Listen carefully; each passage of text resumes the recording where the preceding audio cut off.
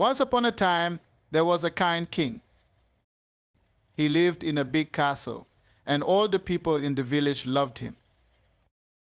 But the king had a special friend.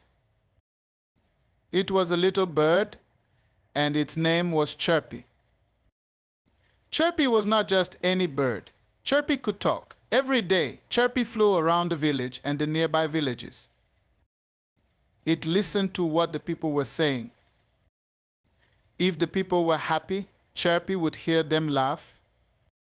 If the people were sad, Chirpy would hear them cry. Then Chirpy would fly back to the king and tell him everything. One sunny morning, Chirpy flew into the king's room. He sat on the king's shoulder and whispered, "The people in the village are happy today, but in the far village they are worried. They say there is not enough food." The king listened carefully. "Thank you, Chirpy," he said. "You always tell me what the people think. You help me be a good king."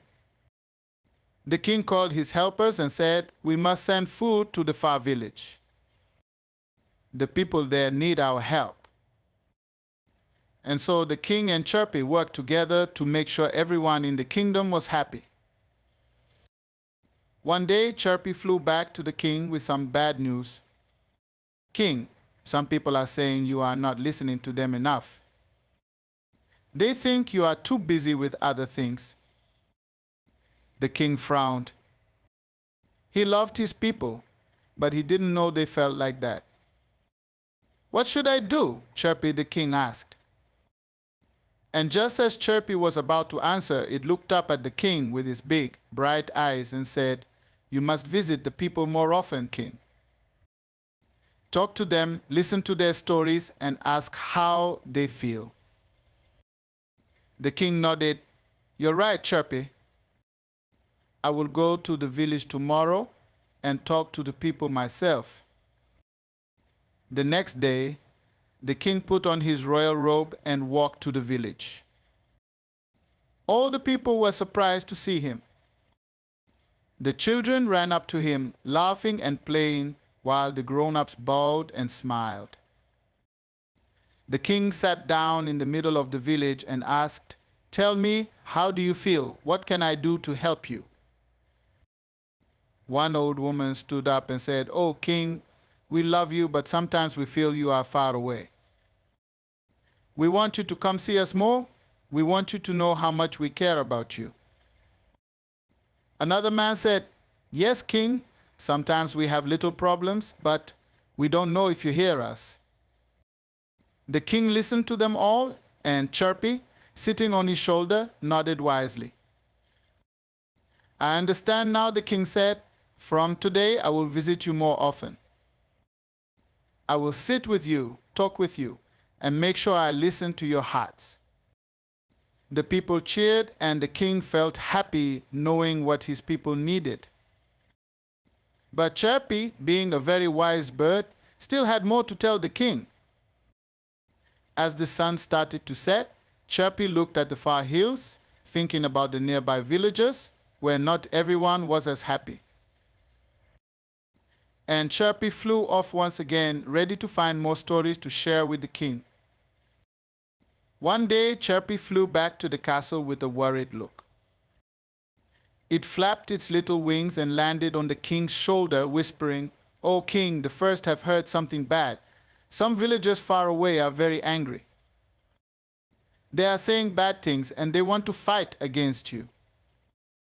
The king's face grew serious. "Why do they want to fight, Chirpy?" "They feel you do not care about them, king. They think you are only helping the people in the big village, not the small ones," Chirpy explained. The king thought for a moment. "I do care about them, but they do not know it. I must stop them before they bring war to our land. What can I do, Chirpy?"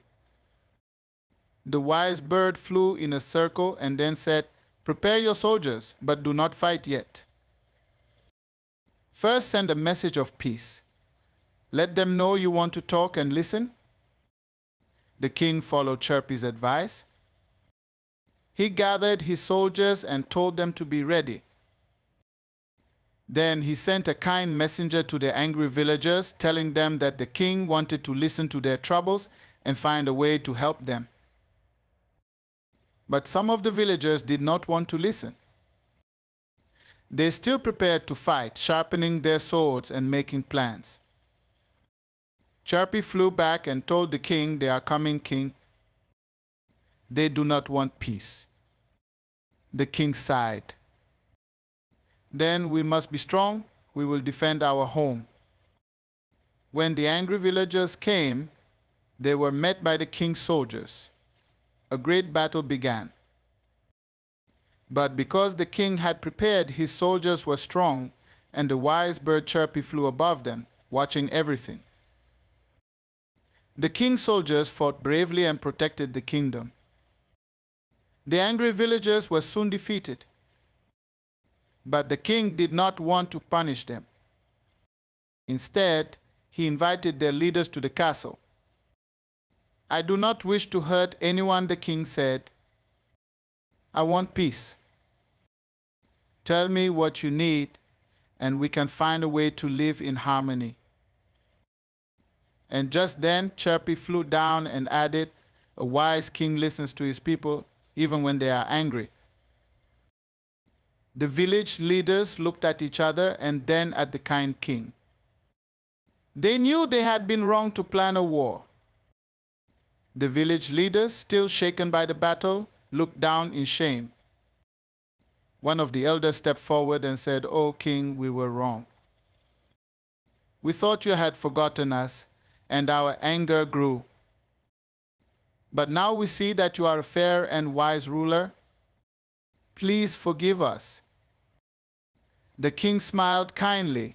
"I understand your anger, but war is never the answer. Let us find peace instead. Tell me what your villages need, and I will do my best to help." The leaders began to speak, telling the king how their crops had not grown well and their people were hungry. They explained how their homes were old and falling apart. They thought the king only helped the big village and forgot about the smaller ones. Chirpy, perched on the king's shoulder, listened closely. Then it chirped, "We must not only listen, king, we must act." The king nodded. "You are right, Chirpy. I will send food and workers to your villages to help rebuild your homes. From now on, I promise to visit all the villages, big and small. No one will be forgotten." The village leaders bowed deeply. "Thank you, king. We see now that you care for all of us." The king sent his best helpers to the small villages. They brought food, tools, and builders. Slowly, the villages became strong again, and the people were happy. Every day, Chirpy flew between the villages and the castle, bringing news to the king. If someone was sad or in need, Chirpy would whisper it to the king, and the king would send help. And so the kingdom lived in peace.